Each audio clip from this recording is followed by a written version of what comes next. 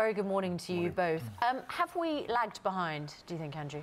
I think we have, and do you know, it really irritates me because some of us think we give far too much money in international aid. Every year we're giving more and more money, and yet here is a classic situation where the international aid budget should be deployed immediately, not just to help British people who live out there, but to help other people. Homes have been destroyed, and they've been too slow, and yet we squander money giving aid to rich countries like India who don't need it, and yet when we should be giving money, we've been too slow. So I think the criticism's justified. Right. I mean, as with all these things, if you know anybody personally involved, it brings it to roost for you.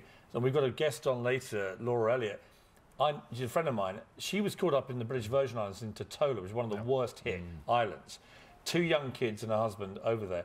And the lack of information that she's had before, during and after has been absolutely outrageous. These kids are still stuck. They're tiny little kids. They can't get to them. And, you know, whilst it's gratifying, obviously, I think the 40 Marine Commando are there now, 3 commandos. So British troops are getting there. But we're now a few days after the event. If you've got young children in the middle of all this, you're thinking, where has everyone been? Now, the criticism isn't of the military and the Marines or the Royal Navy. It's when were they deployed and in what force. And you can't stop the storm. You know, this is an incredibly powerful, destructive storm. As big as the size of France, as you were saying earlier. You just cannot stop. That's going to go.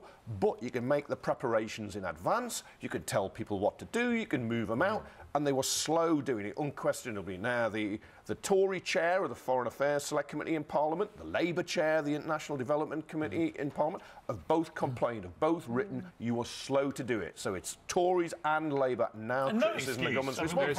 This hurricane story has been around now for 10 days. There can be no excuses for not knowing this was coming. Everybody knew it was coming. What is the whole point of that stupid department? They have had days, and they have been really, really poor. I mean, the French have already got soldiers out there because they've got military garrisons there, but it doesn't take long to See, there are fly in practical aid. realities, as my friend, I'm sure, will tell us.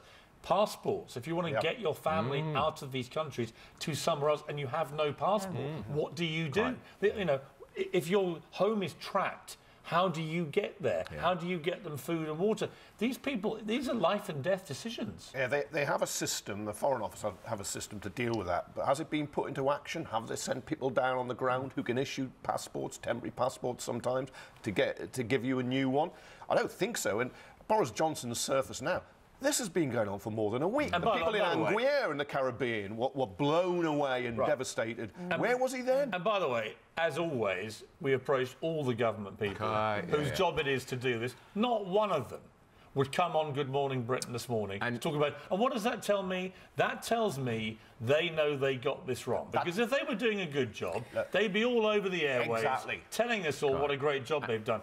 And I think it's cowardly. You know, when your job, whether you're Michael Fallon, whether you're Boris Johnson, whether you're Priti Patel, whoever it is, in that government, if your job includes this, you should be on the airways telling people whose families are out there what they should be doing. You have to be upfront and be accountable. And if you've got a good story to tell, they'll be banging down on your door. None of them. And not a single member of our government, Theresa May's government. And how many times have we said this on this programme, on Big Stories, when Theresa May shuts down her government? Prime Minister, it's not good enough. You may not want to come on. You damn well put your ministers on to give answers to people who've got families and homes and livelihoods out in these countries. I think it's just ridiculous. And you know, they boast about how much money we give to international aid. Ministers think they're very proud of how much they give. Well, we give far too much, and here is an opportunity. In the absence of a live interview, we do have words, which I have to read now. This teleprompter. Why do we have gracious. to? Foreign Secretary Boris Johnson has said that the UK's response has been very good, highlighting that the UK military ship RFA Mounts Bay has been to the region. He said it was difficult to deliver helicopters and planes in the way the islanders would have wanted. With the hurricane winds blowing through, these are all in quotes, 3 RAF aid flights have now been... So nothing to see here. Everything's going great. Boris is in charge. That fills us with absolute relief, doesn't it? There is an international aid secretary. It's her job, Priti Patel. And I've got to say, the international aid secretary, she's normally first out of the running track to talk about what a great job she's doing. I think Priti Patel should have been on here and on the other media shows this morning, on the TV, telling people and reassuring people. You can't just hide behind Boris making some glib statement, everything's OK, Jack. It's not OK. There are people dying, there are homes that have been destroyed, islands have been destroyed.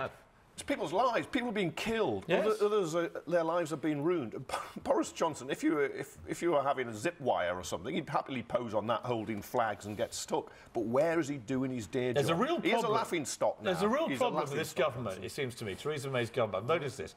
A real problem in putting people up when the going gets tough.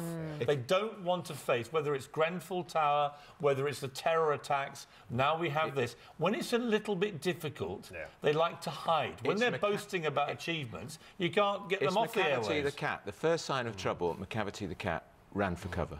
That's what's going on.